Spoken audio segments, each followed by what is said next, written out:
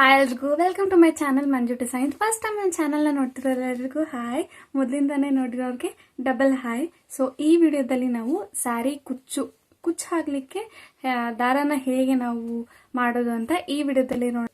ಸ್ಯಾರಿ ಕುಚ್ಚಿಗೆ ಬೇಕಾಗಿರೋ ಮೆಟೀರಿಯಲ್ಸ್ದು ವಿಡಿಯೋ ಕೂಡ ನಾನು ಅಪ್ಲೋಡ್ ಮಾಡಿದ್ದೀನಿ. ಯಾರಿಗೆಲ್ಲ ಇಂಟ್ರೆಸ್ಟ್ ಇದೆ ಪ್ಲೀಸ್ ಹೋಗಿ ಚೆಕ್ ಮಾಡಿ. ಆ ವಿಡಿಯೋನ ಕೂಡ ತುಂಬ ಯೂಸ್ಫುಲ್ ಆಗುತ್ತೆ, ಡೀಟೇಲ್ ಆಗಿ ಎಕ್ಸ್ಪ್ಲೈನ್ ಮಾಡಿದ್ದೀನಿ. ಸೊ ನಿಮಗೂ ಕೂಡ ಅರ್ಥ ಆಗುತ್ತೆ ಅಂತ ಅನ್ಕೊಂಡು ಎರಡು ರೀತಿ ಕಟ್ಬೋದು. ನೀವು ಡೈರೆಕ್ಟ್ ಆಗಿ ಸೀರೆಗೆನೆ ನಾವು ಕಟ್ಬೋದು, ಅಂಡ್ ಇನ್ನೂ ಒಂದು ಬೇಸ್ ಚೈನ್ ಹಾಕಿ ಅದಕ್ಕೆ ನಾವು ಬೇಬಿ ಕುಚ್ಚನ್ನ ಕಟ್ಟೋದು. ಸೊ ಇವೆರಡು ಬೇಸಿಕ್ ಅಂದ್ರೆ ಬೇಸಿಕ್ಕು. ಅದಕ್ಕಿಂತ ಮೊದಲು ನಮಗೆ ದಾರಾನ ಹೇಗೆ ಪ್ರಿಪೇರ್ ಮಾಡ್ಕೋಬೇಕು ಅನ್ನೋದು ಈ ವಿಡಿಯೋ. ಕ್ರೋಶಾ ವರ್ಕ್ ಮಾಡಿ ಹಾಕೋ ಕುಚ್ಚಿಗೆ ಡಿಫ್ರೆಂಟ್ ಕೌಂಟಿಂಗ್ ಇರುತ್ತೆ, ಅಂಡ್ ಬೇಬಿ ಕುಚ್ಚು ಹಾಕ್ತೀವಲ್ಲ ಅದಕ್ಕೆ ಡಿಫ್ರೆಂಟ್ ಕೌಂಟಿಂಗ್ ಇರುತ್ತೆ. ಫಸ್ಟ್ ನಾನು ಮೆಟೀರಿಯಲ್ಸ್ಗಳ ಬಗ್ಗೆ ಆಲ್ರೆಡಿ ವಿಡಿಯೋ ಮಾಡಿ ಹಾಕಿದ್ದೀನಿ, ಸೊ ಹೋಗಿ ನೋಡಿ. ಸೊ ಇದು ಸಿಲ್ಕ್ ಥ್ರೆಡ್ಡು. ಸೊ ಈ ಸಿಲ್ಕ್ ಥ್ರೆಡ್ನ ನಾವು ಒಂದು ಸೀರೆಗೆ ಎಷ್ಟು ಬೇಕಾಗುತ್ತೋ ಅಷ್ಟು ನೀವು ದಾರಾನ ಪ್ರಿಪೇರ್ ಮಾಡ್ಕೋಬಹುದು. ನಾನು ಇಲ್ಲಿ ಒಂದು ಪ್ಲೇವುಡ್, ಸೊ ಪ್ಲೇವುಡ್ ಇಷ್ಟು ಉದ್ದ ಬರುತ್ತೆ. ನೀವು ಬೇಕಾದ್ರೆ ಇನ್ನೂ ಸ್ವಲ್ಪ ಉದ್ದ ಇರೋದು ಅಥವಾ ಒಂದು ಕಲರ್ನ 2 ಸತಿ ಸುತ್ಕೋಬೇಕು. ಸೊ ನಾನು ಇದನ್ನ ಯೂಸ್ ಮಾಡ್ತೀನಿ. ನಿಮ್ಮ ಹತ್ರ ಇದಕ್ಕಿಂತ ಇನ್ನೂ ಉದ್ದದು ಅಥವಾ ಲಾಂಗ್ ಇರೋದು ಇತ್ತು ಅಂತಂದ್ರೆ ಅದನ್ನು ಕೂಡ ನೀವು ಯೂಸ್ ಮಾಡ್ಕೋಬಹುದು. ಸೊ ಜನರಲಿ ಇದು ಸಿಲ್ಕ್ ಥ್ರೆಡ್. ನಾರ್ಮಲಿ ನಾವು ಇದಕ್ಕೆ ದಾರಾನ ಸುತ್ಕೋತಾ ಹೋಗ್ತೀವಿ. ಫಸ್ಟು ಈ ತಂಬಲ್ಲಿ ಈ ದಾರಾನ ಹೀಗೆ ಇಟ್ಕೋಬೇಕು. ಕಾಣಿಸ್ತಿದ್ಯಾ? ಸೊ ಈ ತಂಬಲ್ಲಿ ಈ ದಾರಾನ ಹೀಗೆ ಇಟ್ಕೊಂಡು ನಾವು ಇಲ್ಲಿಂದ ಹೀಗೆ ಸುತ್ಕೋತಾ ಹೋಗಬೇಕು, ಹೀಗೆ. ಸೊ ಇದೇ ರೀತಿ ನೀವು ಎಷ್ಟು ಸತಿ ಸುತ್ತೀರೋ ಅದನ್ನು ಕೌಂಟಿಂಗ್ ಮಿಸ್ ಮಾಡಬೇಡಿ. ಕೌಂಟಿಂಗ್ ಕರೆಕ್ಟಾಗಿ ಸುತ್ಕೊಳ್ಳಿ. ಈ ರೀತಿಯಾಗಿ ನಾವು ಸುತ್ಕೋತಾ ಹೋಗಬೇಕು.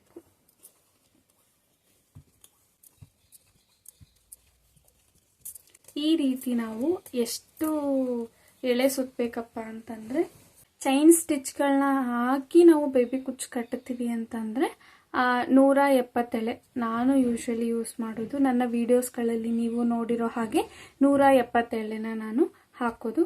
ಸೊ ಇದೇ ರೀತಿ ನಾನು 170 ಎಳೆನ ಸುತ್ಕೋತೀನಿ. 170 ಎಳೆನ ಸುತ್ಕೊಂಡು ನಾನು ಬೇಬಿ ಕುಚ್ಚನ್ನ ಹಾಕೋದು. ಅಂಡ್ ಇನ್ನೂ ದಪ್ಪ ಬೇಕು ಅಂತಂದರೆ ಇನ್ನೂ ದಪ್ಪ ಕೂಡ ಹಾಕ್ಬೋದು, ಬಟ್ ನಾನು ಯೂಸ್ ಮಾಡೋದು 170. ನಾರ್ಮಲಿ ಚೈನ್ ಹಾಕಿ ಹಾಕೋದಕ್ಕೆ 170 ಎಳೆ 170 ಎಳೆ ದಾರ ಆಗಿದೆ. ಸೊ ನೋಡೋಕ್ಕೆ ಕೂಡ ಇಷ್ಟು ದಪ್ಪ ಕಾಣುತ್ತದು. ಸೊ ಇದನ್ನು ನಾವು ಈಗ ಕಟ್ ಮಾಡ್ಕೊಳ್ಳೋಣ. ಸೊ ಕಟ್ಟರಲ್ಲಿ ಇದನ್ನು ನಾನು ಕಟ್ ಮಾಡ್ಕೋತಾ ಇದ್ದೀನಿ. ಸೊ ದಾರ ಅನ್ನೋದು ಈ ಥರ ಇರುತ್ತೆ.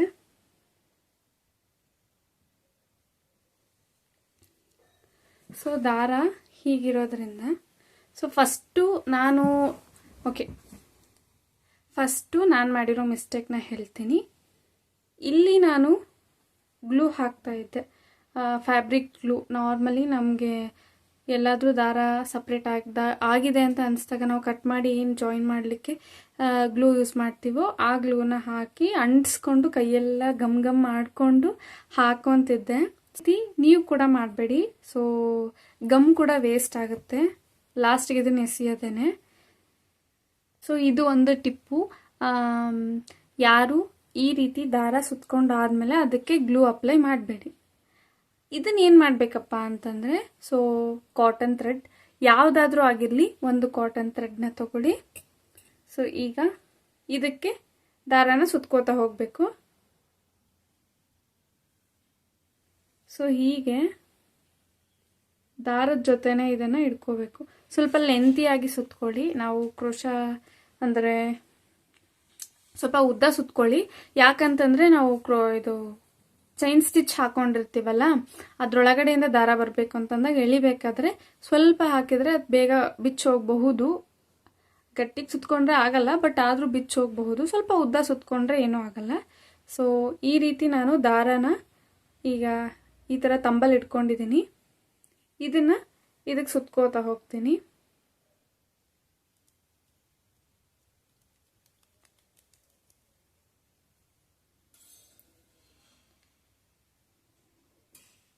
ಸೊ ಈಗ ಇದನ್ನು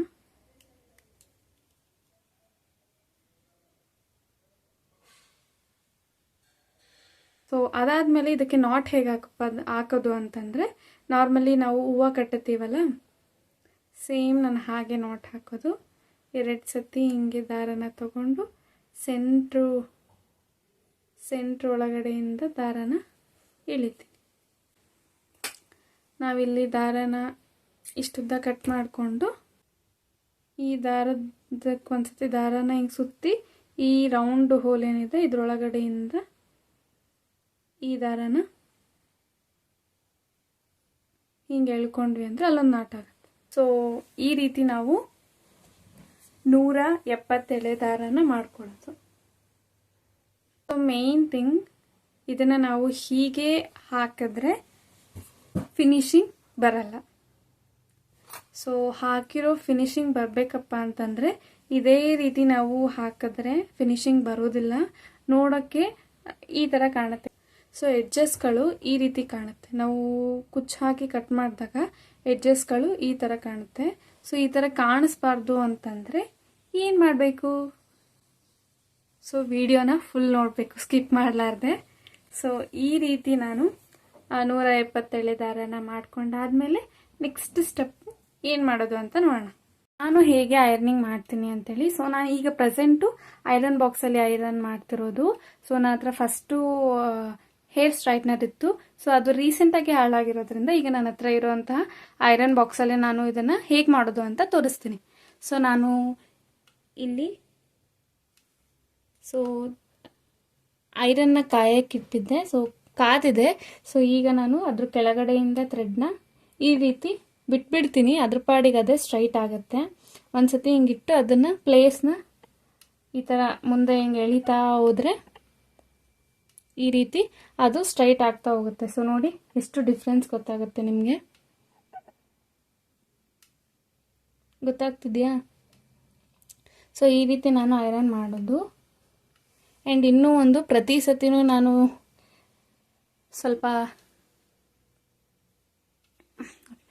ಹೇಗೆ ಐರನ್ ಮಾಡ್ತೀನಿ ಅಂತಂದರೆ, ಕೆಳಗಡೆ ಒಂದು ದಿಂಬ ಹಾಕ್ಕೊಂಡು ಅದ್ರ ಮೇಲೆ ಒಂದು ಟವಲ್ ಹಾಕಿರ್ತೀನಿ. ಸೊ ಅದ್ರ ಮೇಲೆ ಥ್ರೆಡ್ ಇಟ್ಕೊಂಡು ನಾನು ಐರನ್ ಮಾಡೋದು.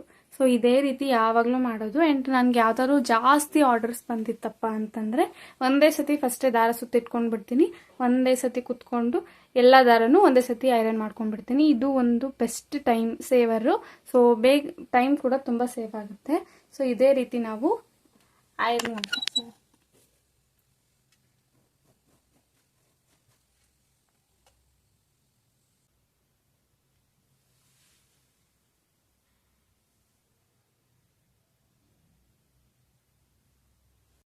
ಸೊ ನಾನು ಎಕ್ಸ್ಪ್ಲೇನ್ ಮಾಡಿರೋದು ನಿಮಗೆ ಅರ್ಥ ಆಯಿತು ಅಂತ ಅಂದ್ಕೊಳ್ತೀನಿ.